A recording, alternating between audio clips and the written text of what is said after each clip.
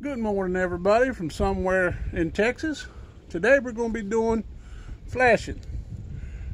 This house, particularly this house, doesn't have flashing. So what we're going to do, we're going to put flashing on here so that the water don't turn back and get up underneath there and get to your wood, to where it'll rot your wood at, which they call it a decking board. So what you're going to want to need to do this project today is you're going to need a hammer, some screws, or some roofing nails, actually, not screws, roofing nails. Or you could do a roofing gun. Whatever your choice is, whatever you want to use. And I also got some coiled roofing nails. So today, while I'm putting on this flashing, I think I'm going to use a coil gun and some coil nails. Not the old-fashioned way with hammer and nails. You're also going to need a pair of tin snips to cut that tin. You see this gizmo right here? That's your best friend when you're over here trying to put some flashing on. For the reason being is that the shingles, when they get hot, they tend to stick and you can't separate them. But with this thing here, you can slide up under each shingle and be able to lift them up, no problem. So I took the initiative and lifted everything up before we started the video. And also, if you look down here, I already had started putting some flashing, so I can continue from that flashing back this way and turn and go up the rake, so you can see how we're going to cut and make this turn and go up. Alright, so let's get started, and I'll show you how to put some metal drip edge on your house so that you know what, there again, you don't have to pay a contractor and spend all that money for a small project like this. They'll charge you quite a bit because they've got to do a service call. Alright, so it's getting hot and let's get started.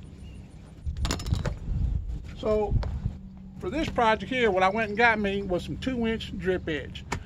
I like the thicker stuff because it tends to lay over the face board a little better and it looks nicer versus a smaller one. The smaller one it don't look as good to me, my opinion. Now you can do whatever you like, that's just my opinion. So on this application we're doing today, we're doing a 2-inch metal drip edge on it. Now we're going to apply the drip edge and then I got to come back and paint it. So you won't be around to see me paint it, but that's what has to be done once you apply it. Or you can leave it the metal look if you like, the Galvalume look. But since the majority of the house, the drip edge is already painted the color of the house, that means that I have to paint it the same color as the house to keep it all matching. So here we go. We're going to apply our first piece of drip edge. Like I said, it's 2 inches wide. You can see there, 2 inches wide.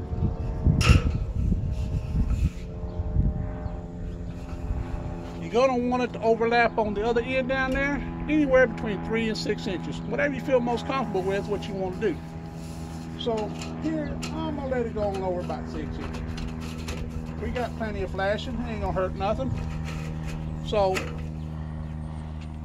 boy, I tell you what, it went on just as easy as can be. Easy peasy. Or maybe I shouldn't speak so soon. Alright, so here we go. We got it on. Like I said, I overlapped it down here, 6 inches over the one that I already had started earlier. So I'm going to go ahead and nail it there. And I recommend that you nail it up underneath the shingle. Don't nail it on top of the shingle, because if you put a nail up here, guess what? It's going to leak. And it defeats the purpose of what you're trying to do. So you want to get up, pull that shingle up and get up underneath there. It's going to be a little difficult, but you can get it lifted up enough just to get a gun in there and get you a tack in there, and you'll be good. So bear with me a minute. I'm fixing to do it right now.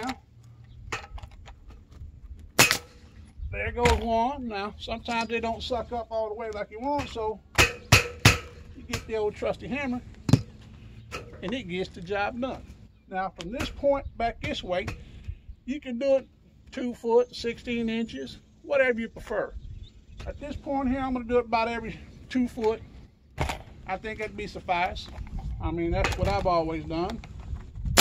And I think that'll work out pretty good. All right, let me get that out to shoot. It ain't wanting to shoot, but there you go. All right. So we're going to put another one about right in here. There you go. Now on this corner here, what's going to happen is we're going to have to cut it to make it turn and go up that rake like I told you. So what we're going to do is get them old trusty tin snips, kind of line up about where the end of the fascia board is going to be at. That's about where your cut mark is, but don't put it on the face side, put it on the top side, because the top side is what you're going to want it to bend and turn. And this will give you a finished edge down here once you make that bend. So what we're going to do, line it up with the one with the fascia board here, and you want to cut it, give it just a little bit of play so you know you're not tussling with it so much, and go ahead and commence to cutting.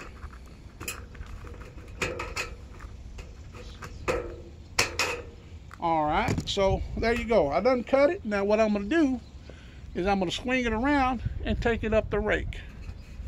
Here we go. Just that easy. Now as you're doing this, you're also going to want to get all the flashes up underneath the shingle. You don't want the flash to be on top of the shingle. That's not what we're trying to do here. We're trying to get it underneath that shingle. For the reason being is that, look at that. Now you can see this one's coming across. It's making the turn go up.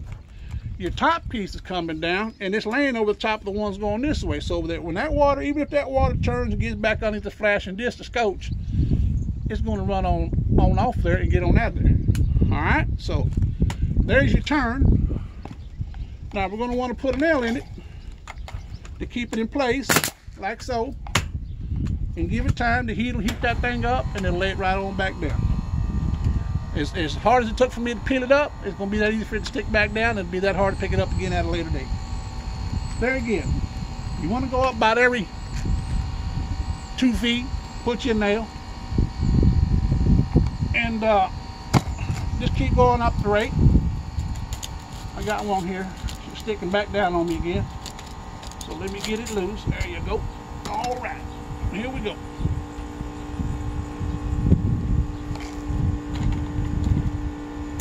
Looky there, looky there. That sure looking pretty. Now, you done brought the shingle over your trim board all the way from down yonder, all the way this way. Made your turn and go up. Now look how pretty that looks. Don't that look pretty? Now you don't have to worry about any rain getting back up underneath your shingle and rotting out your decking board. So now, you paint it, you're a done deal. And it didn't cost much to buy the material. I imagine each one of these sticks is about, I don't know, nowadays they're probably $3.89, about $3.89 a stick, I believe, about right in there, and it don't cost too much. And of course, box of tacks, $4, $5 for a small box, and you got it. So this is another episode of Somewhere in Texas. Look forward to seeing you tomorrow on the next project. Don't know what I'll be doing, but I'm sure will be doing something that'll benefit you and your home as well. Have a good day.